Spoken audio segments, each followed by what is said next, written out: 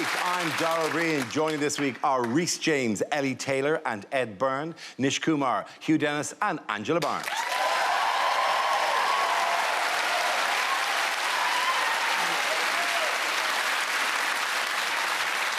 We start tonight with a round called If This Is the Answer, What Is the Question? On the board are 6 categories. Ellie, which category would you like? Home news, please. OK, home news it is. That's your topic. The answer is 3 days. What is the question? Is it how long will Theresa May be unemployed for until she starts vlogging? Is it if Theresa May puts an ice cube in her mouth, how long until it melts?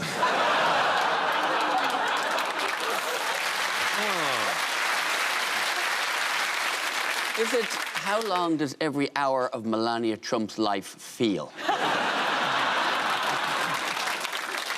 Is it how many days did I have diarrhoea for after I ate some petrol station sushi in 2005? Is it how long was my granddad asleep for before I realised I could now afford a house?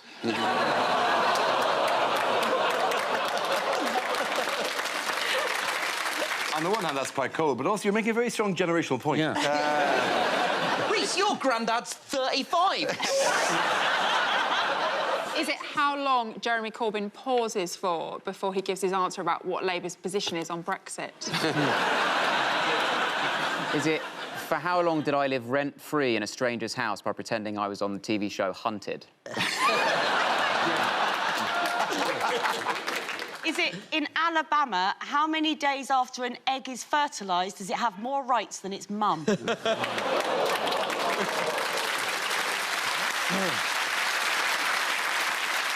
Is it in the event of a no-deal Brexit, how long will it be before we have to eat Dominic Raab?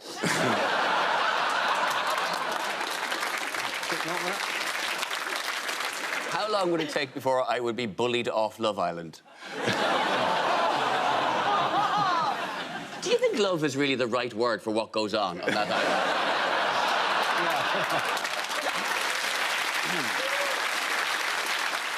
Does anyone have the correct answer? Yeah, what is the 0 to 60 of a 1975 Austin Maxi? Is it how long did Donald Trump's visit to the UK last? Absolutely right. Thank you very much, Nish Kumar. Yes. The question I was looking for was how long did US President Donald Trump stay in the UK during his state visit? This is the news that Donald Trump and his family visited Britain this week. His trip included a state banquet at Buckingham Palace and a commemorative event for the 75th anniversary of D-Day. How do you think it all went? I was amazed he brought his whole family because he seemed to bring one child that no one had ever heard of. Tiffany. Tiffany. Tiffany, yeah. Who is Tiffany? She sang I Think We're Alone Now. And for that... She's changed a lot since then. Yeah. He's the daughter he doesn't want to shag, I think. Is that one, right? Are you offended? Said it, not me! No, are you offended because you think he does want to shag her? Props to Tiffany. But he didn't mean the entire family. I mean, because he left Baron at home, presumably in a Home Alone type situation, because Baron and Mother and all of the families. So it's just Baron being in the White House while Joe Pesci's climbing up a ladder. Baron's there in his Arsenal jumper just trying to swing a pot of paint against him or I something. think we missed an opportunity there, because we know how he likes to welcome people to America, so we should possibly have given him a full body search, kept him waiting for 6 hours and then separated him from his children. That would have been...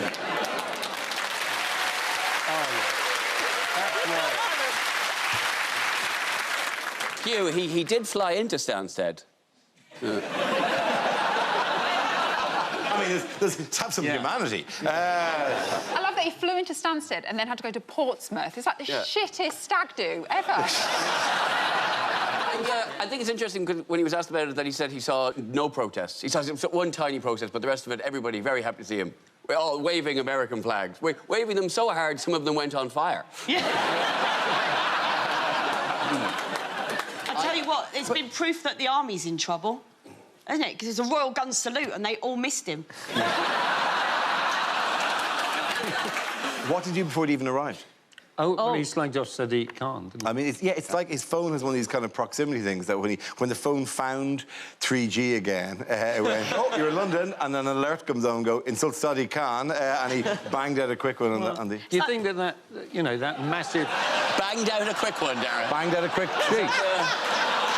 Banged out a quick tweet. I think you said one, though. You said one, didn't you? One meaning one I think you tweet. really needed to say Banged out a tweet quick rather than one. One tweet. What do you think? Do you need me to explain what I think they thought you meant when you said banged out a quick one? How long have you been in this business? I'm sorry, are we all sat here assuming that he's not masturbated on Air Force One?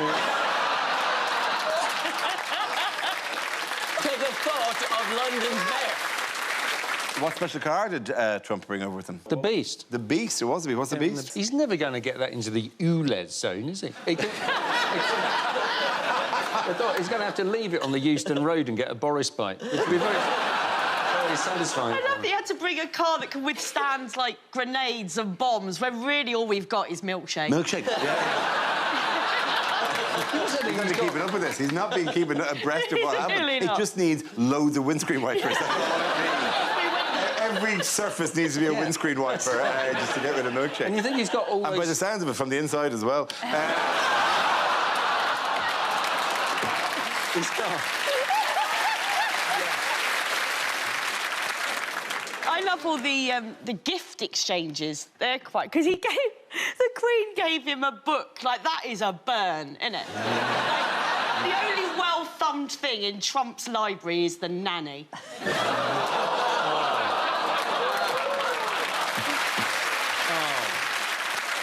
How did Labour Party leader Jeremy Corbyn react to Trump's visit? Corbyn has really picked a side over Trump. If only he could do that with Brexit.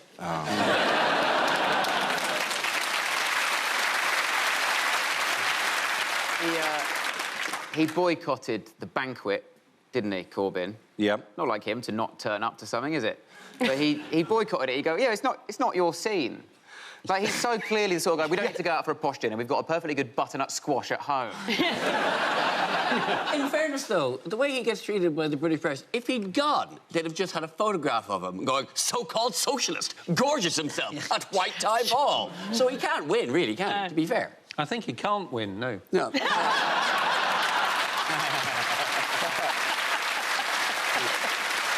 First thing Trump did when he arrived was meet the Queen. Here they are, meeting. Nice thing to put on his formal wear tutu. That was nice. I like to imagine she's going, oh, you arrived at Stansted, did you? That was my idea. Why does she need a handbag? She's in her own garden.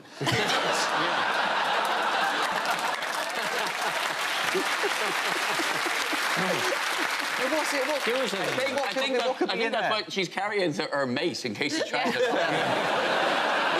I feel like she's just hanging on to him, just going, Philip, this is the shade of orange I wanted to do the bathrooms at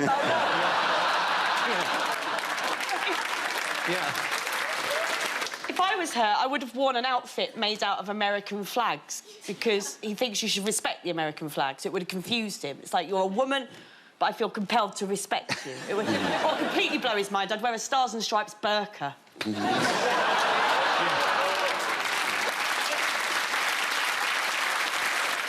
If you just focus on the front bit of the jacket, it looks like he's got the most obscene boner in history.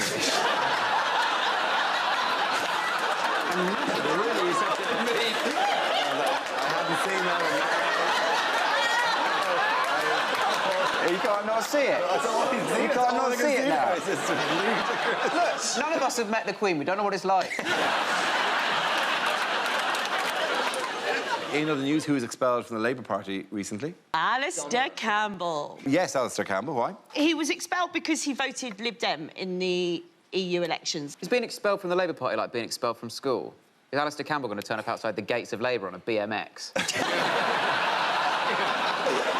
Smoking a cigarette going, I got up at 10 a.m.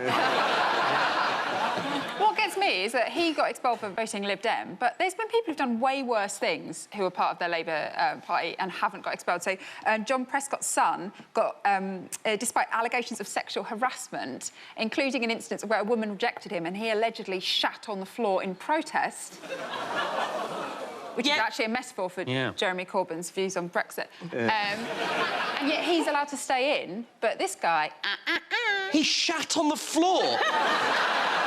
Honestly, I think legally we have to give this story 10 minutes. By which I mean, legally, he has denied the allegation, and it's very difficult to DNA these things. So therefore, we cannot... An allegation was made, but we cannot definitely say, and he has denied it. Why is the top of the pillar that he's leaning on made of sponge cake? He's also being attacked by 3 tiny soldiers wearing those... Considering how low down those microphones are, they just assume he's talking out his arse. At the end of that round, the points go to Ed, Ellie and Reece.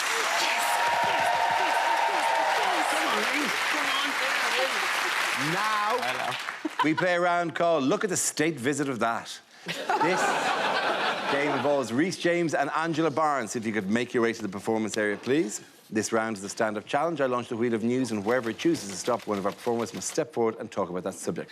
OK, here we go. Let's spin the wheel. And the first subject is relationships. Hello. I have a boyfriend. Thanks. No, that's fine. It's fine.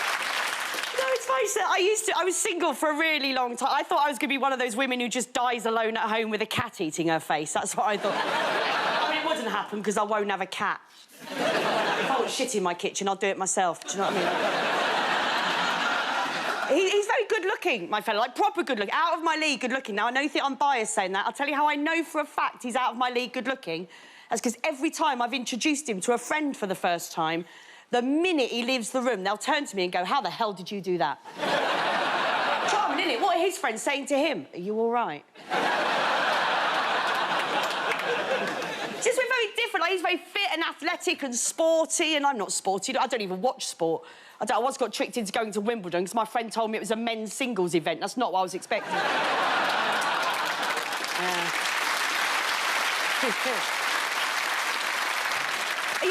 It used to worry me that he's so much hotter than me, but, you know, we've been together 5 years now. If he is doing it for a bet, he's really committed to winning it, so...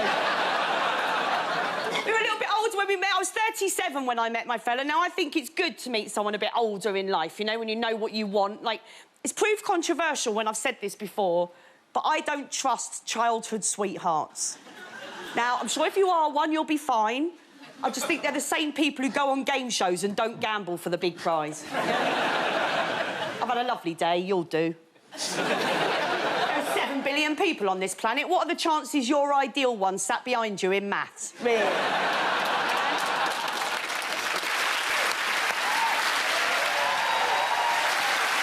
Thank you very much, Angela. OK, that leaves us with Reece. Let's see what your topic is. Let's spin the wheel. And the topic is philosophy. I feel like people who say everything happens for a reason have never shit themselves on public transport.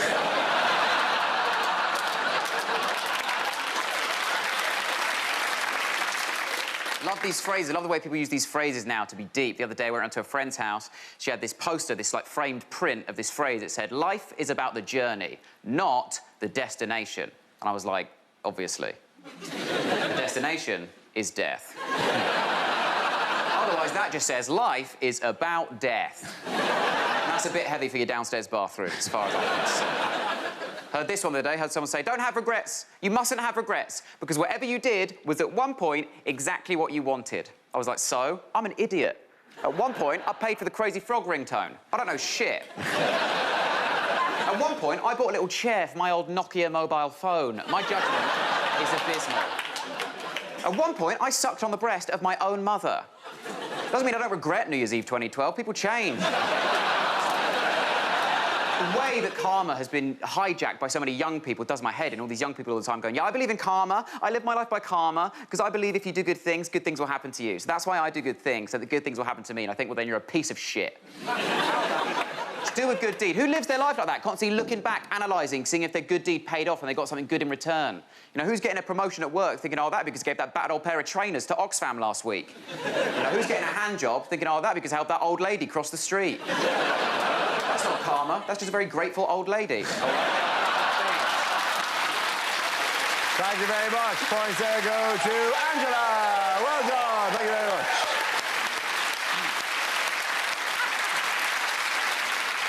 Our next round is called Picture of the Week. I show the panel a topical image and ask them to tell me what is happening. So what is going on here?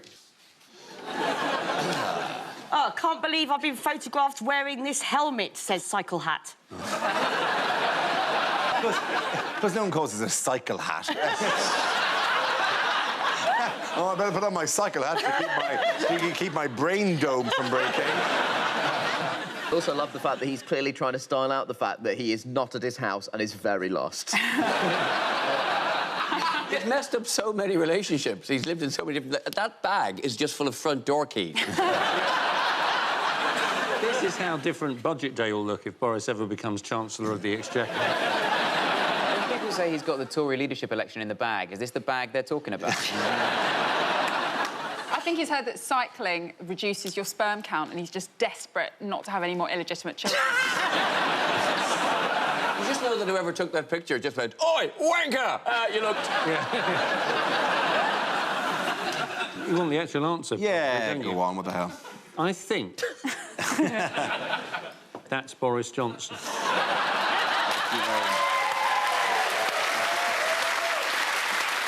Yes, this is former Foreign Secretary Boris Johnson, who is the front-runner in the race to become Tory leader. At the time of recording, Johnson was one of 11 candidates vying to replace Theresa May as leader of the Conservative Party when she leaves in July. So have you been following the leadership race?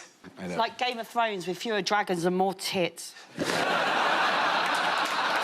I have personally upset 2 out of 11 of those people. Then Which try ones? harder. Who have you upset? I mean, well, yes, Dominic Raab, he mistook me for a different brown person in the green room of Question Time, which is a concern for me if he becomes Prime Minister, apart from the fact that it's not, because he doesn't know which one I am, and he's going to end up deporting Romesh. And Sajid Javid, I was asked to introduce him at a benefit, and I introduced him by saying, please welcome with no applause a representative of a government who's fundamentally ruined this country. Don't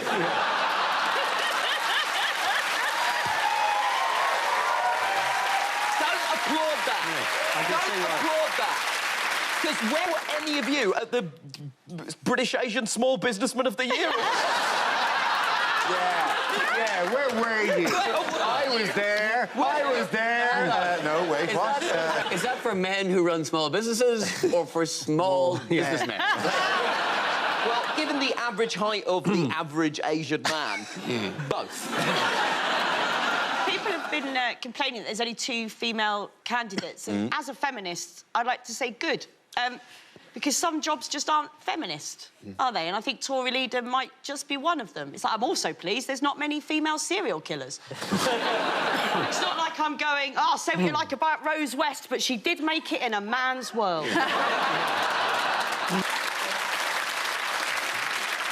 Isn't it mad that Boris is just a man who once hosted a comedy panel show and soon he is going to be the leader of this country? Dara, you have wasted your power.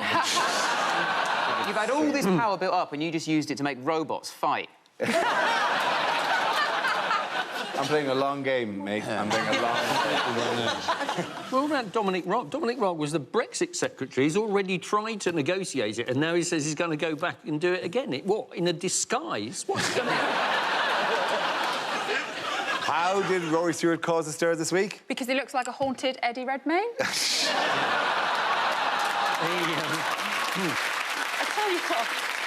tell you what, they say you get more right-wing as you get older. I never thought it'd happen to Bez from Happy Monday. We're all burying the lead here. Rhys James from the future has come back to warn past Rhys James.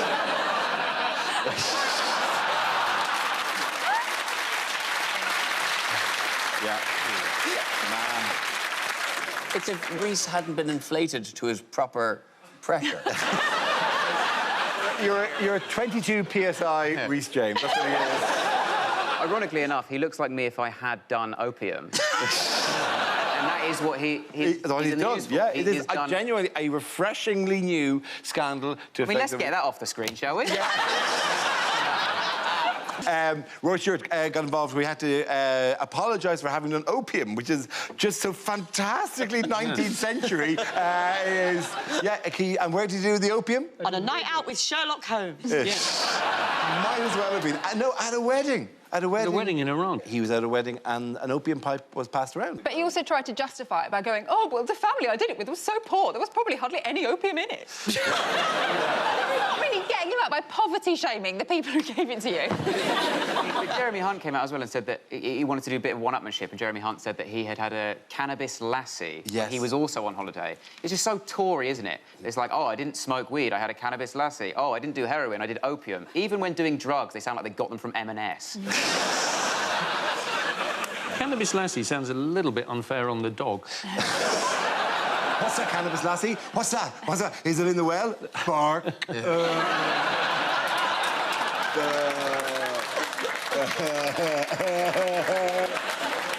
In other news, who suffered an unexpected defeat this week? AJ. Anthony Joshua.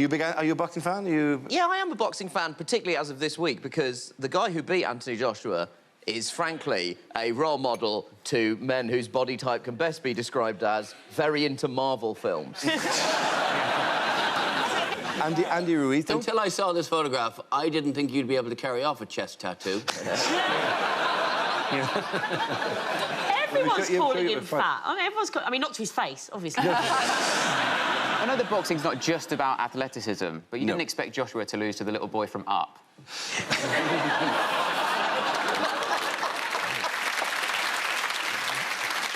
And by beating him, actually, Andy Ruiz won all 3 of Joshua's belts, which is what he needs.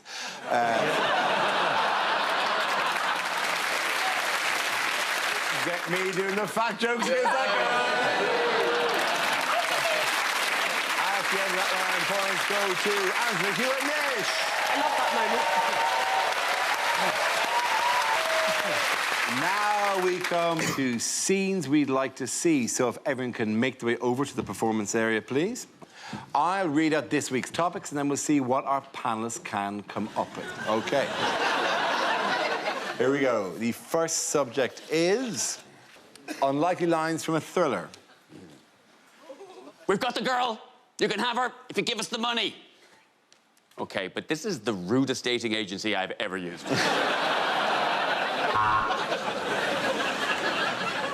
The missiles are heading for us, Prime Minister. We need a decision now.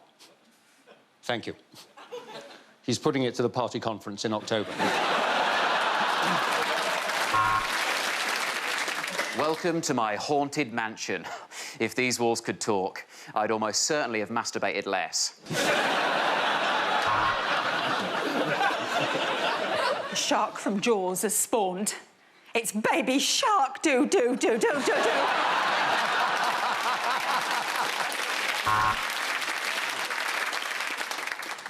Hand me that gun. And that magazine. There's a really good article in it on how to use this gun. So I got a message from the kidnappers. They said that if I hand over Aunt Esther, they'll give us back the children. Yes, it's an Esther ransom.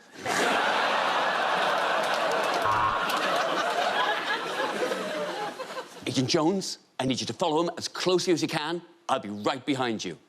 Yeah, in fact, I know how a conga works.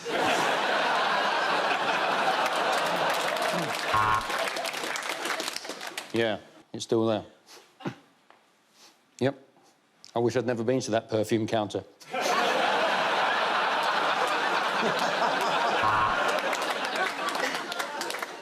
I don't care who you are, I will find you and I will kill you or someone of a similar racial profile.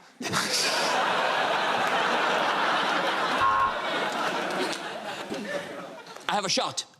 I can take the shot. Do I have permission to fire? I have the shot. No, for the last time, our job is to protect President Trump.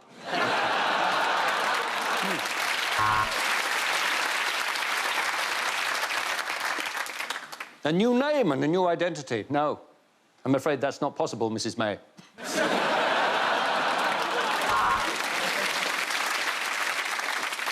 I'll make him an offer he can't refuse. Oh, he's refused it. well, then I'll make the offer again and again, and then everyone's going to make me quit. Theresa May in The Godfather. I'm afraid I'm going to have to ask you to hand in your badge. A Blue Peter presenter cannot be caught wanking in the garden.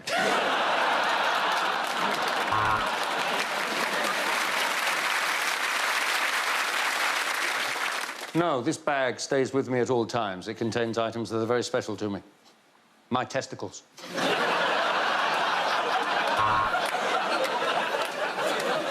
My ass is on the line here. Would you like me to take it down so you can hang the washing up? Just when I thought the case couldn't get any worse, it didn't.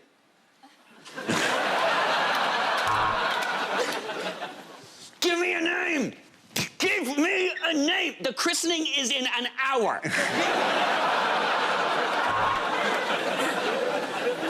You talking to me? Are you talking to me? No, sorry, Romesh, you just got a lazy eye. It's quite hard to tell who you are. OK, the next topic is unlikely things to hear at an award show. Well, ironically, the winner of the best German sausage is the first.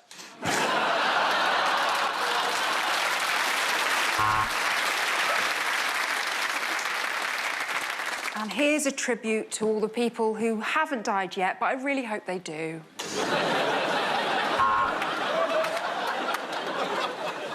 And the award for clearest example that TV commissioners have run out of ideas goes to Comedy Central for Dara O'Brien's Blockbusters.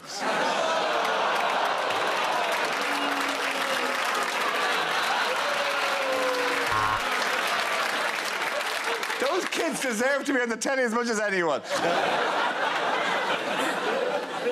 Welcome to the Tonys. If you're not called Tony, fuck off. And the winner of Freestyle Rapper of the Year is Nish Kumar. My name is Nish, and I'm here. I should have written it down. Welcome to the National Car Key Awards. But first, let's take a look at some of the keys we have lost this year. And the winner of most drawn-out pause at an award ceremony goes to...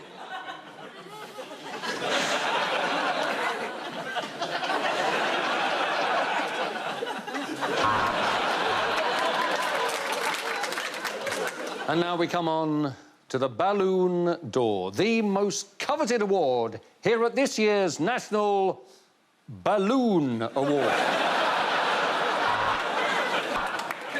And now for Sat-Nav of the Year. And I can honestly say, without this Sat-Nav, I would not be where I am today.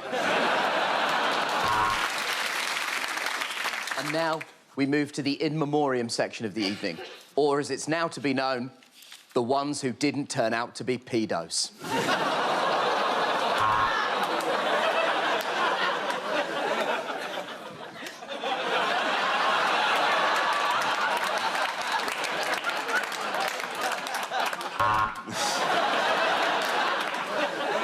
And the Duke of Edinburgh Award for driving this year goes to Ant McPartlin. The Uber driver of the year will be here in 4 minutes.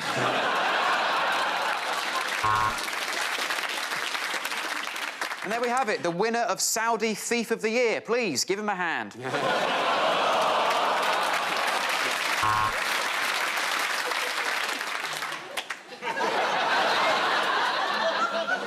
It's me!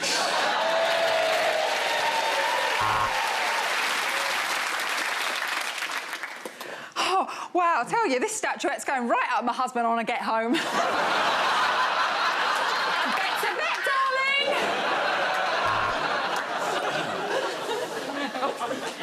And the winner of the Origami Award goes to...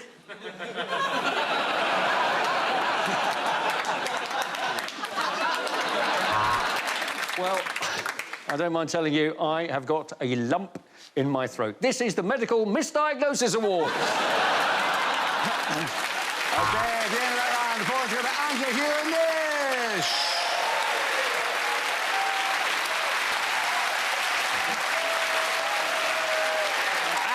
that's the end of the show. This week's winners are Rhys James, Ellie Taylor, and Edmund. Commiserations to Nish Kumar, Hugh Dennis, and Angela Barnes. Thanks for watching. I'm Dara Breen. Good night. Ellis James and John Robbins fill your Friday afternoons with big laughs. Download the BBC Sounds app to listen live from 1. Here on BBC Two, John Richardson and Jessica Hines get topical with Romesh and the Ranga Nation in 45 minutes. That's after Newsnight coming next.